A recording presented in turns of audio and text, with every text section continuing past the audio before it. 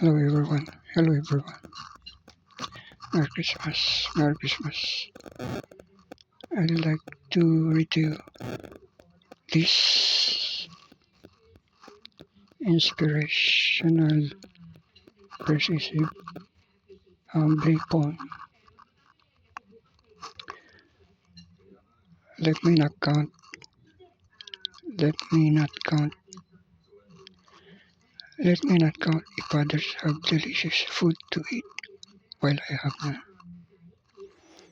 Let me not count if others have new dresses to wear while I have none. Let me not count if others live in beautiful houses while I roam. Let me not count if others have thick blankets to cover their bodies at cold, dark nights, while the night sea for envelop mine. Let me not count if others have bundles of bills to dig in their pockets, while in mine only coins tinkle. Instead, let me count all the beautiful things you brought before my eyes since the day you created me.